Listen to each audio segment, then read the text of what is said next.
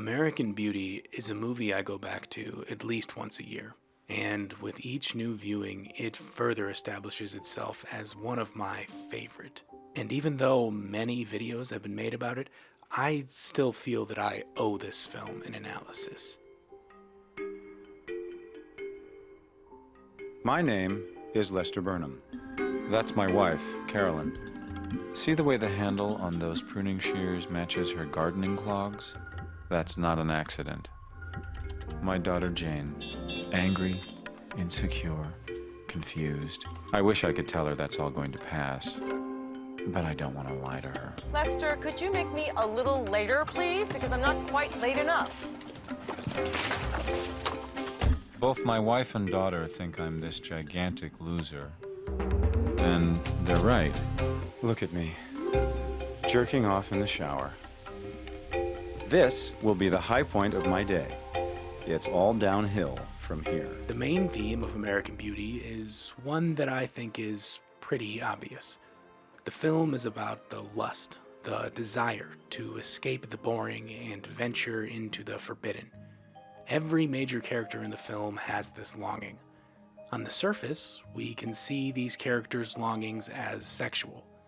Lester wants a high school girl, his daughter's friend Angela. Lester's wife, Carolyn, a try-hard yet low-level realtor, wants to have an affair with Buddy, the local king of realty. Lester's daughter, Janie, wants the mysterious neighbor boy Ricky, and Ricky, of course, wants Janie in return. And Ricky's father wants Lester, or really males in general.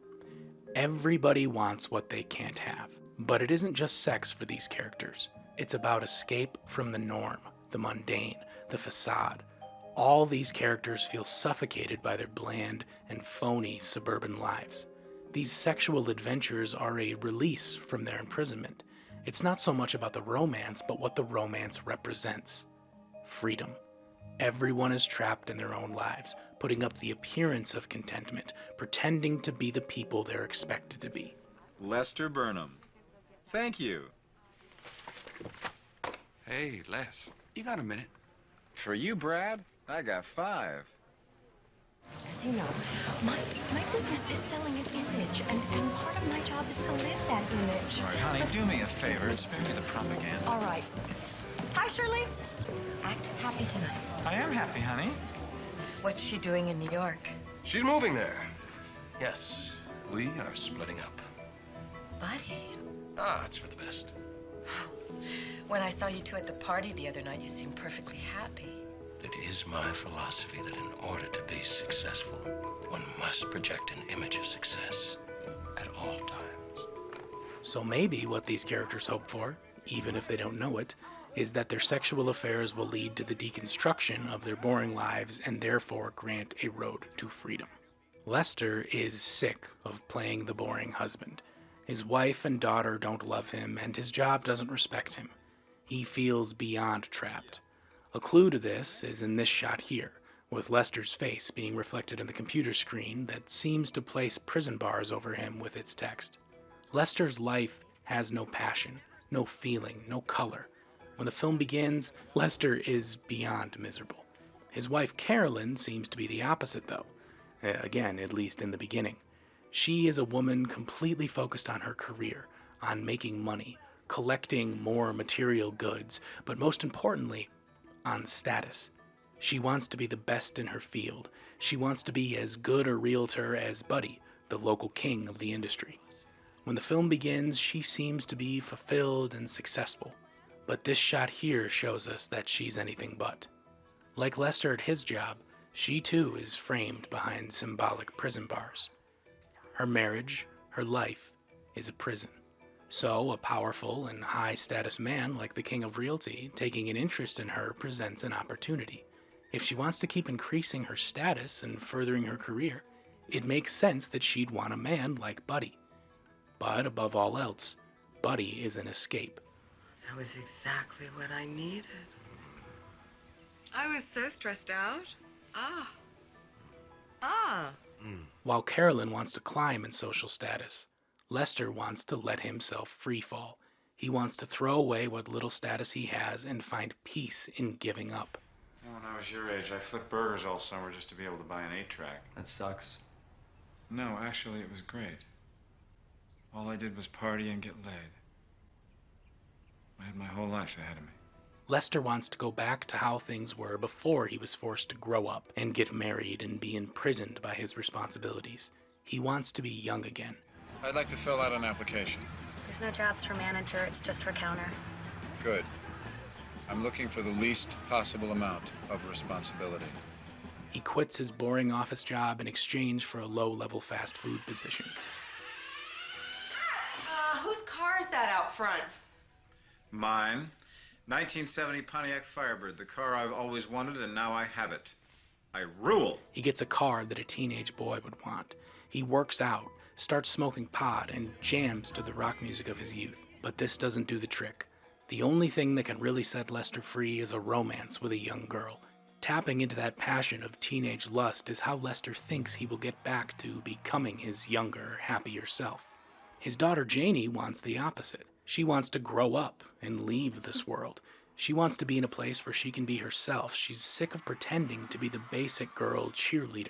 She's sick of her airheaded, slutty best friend Angela, who brags about how many men she's had sex with. Which also turns out to be a lie, for she is actually a virgin, yet another character pretending to be something she's not. Janie longs to embrace her inner outcast. She wants to escape her boring family and make a life for herself that is completely different. Ricky is just the sort of person to partner with. He too wants to escape his home. He too wants to quit having to wear a mask. What's new in the world, Dad? This country is going straight to hell. I just do these gigs as a cover. I have other sources of income. But my dad interferes less in my life when I pretend to be an upstanding young citizen with a respectable job. He pretends to be a straight-edge military man's son, while in reality, he's a sensitive, drug-dealing artist whose only goal is to witness all the beauty life has to offer. What's going on here? And all the way down here comes the bull of the wood. Hey! I'm sorry, what? What's the matter with you, Twardowski? Don't you like our early morning? Mom, nobody said anything. I'm sorry. Ricky's parents are more trapped by this world than anyone. His father is a closeted homosexual. His entire life is a lie. All his macho, homophobic aggression is just overcompensation. He is miserably unfulfilled, and he takes his misery out on his wife and son, who in turn become just as trapped as he is. But in a way, Ricky has already escaped from this prison. At least he has mentally, which is what really matters. While he eventually physically escapes with Jane, freeing them both from their suburban nightmare, he has already soared far past the prison walls in his mind. Ricky spends much of his time documenting everything with his camera, and giving speeches that appear cheesy and pretentious at first, but, at least in my opinion, really are quite beautiful. Sometimes there's so much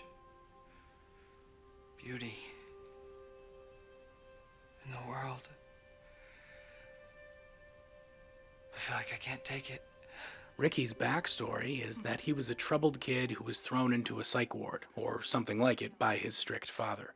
He was quite literally imprisoned for 2 years of his life. Ricky was so trapped and so deprived of all his senses. When he was finally released from this prison, he developed a profound zest for life. He knew what real deprivation felt like, and he never wanted to waste a single moment of existence ever again. He came back out into the world with a love and appreciation for the complexity and beauty of existence. And with his camera, he ensures he never misses a moment of it. I don't find the character of Ricky Fitz to be annoying like some do. In fact, I think Ricky is the most misunderstood character in the movie. You're leaving me for this guy? I'm sorry, Jake, but we met over spring break. I'm not ordinary. He's been parodied and picked on, but I think if you place Ricky and his philosophy within the greater context of the movie, something truly beautiful presents itself. His passionate little moments of poetry may seem cringy to some, but I can't help but think he's a wonderful character. Maybe it's because I'm just as crazy as he is, but I really think Ricky is onto something. Yesterday I realized that there was this entire life behind things, and this incredibly benevolent force that wanted me to know that there was no reason to be afraid. Ever. Video's a poor excuse, I know. But it helps me remember. Life is kind of a miracle. And not just the lives of people or lives of any life form, but all of nature, all of existence. The rocks, the rivers, the trash, and even death, it's all part of some grand, infinitely complex machine.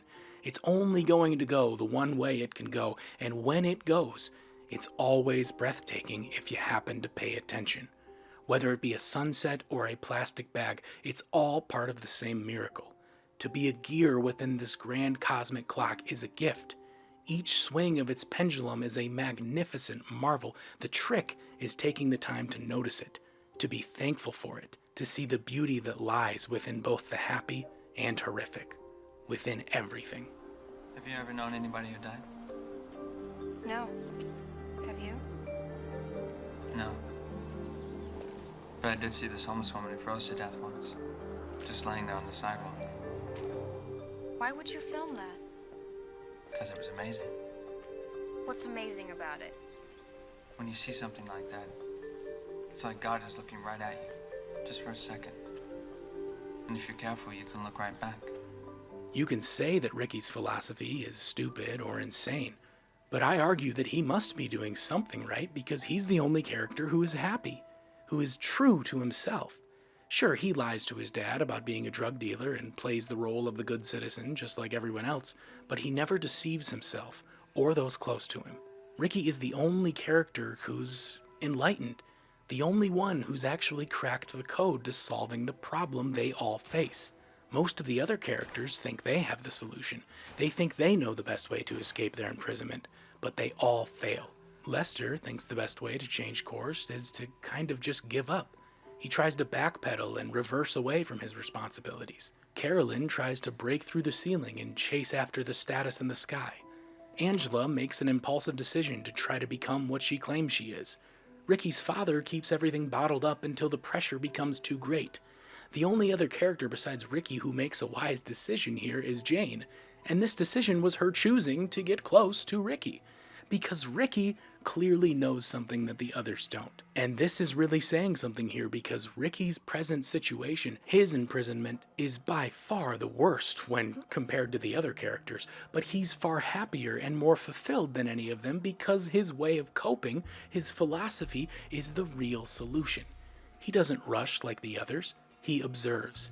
So when the opportunity arises, he won't be distracted by self-delusions. I think you just became my personal hero. I didn't set out to make this video so focused on Ricky, but after my most recent viewing of American Beauty, I can't help but think his philosophy is the most important.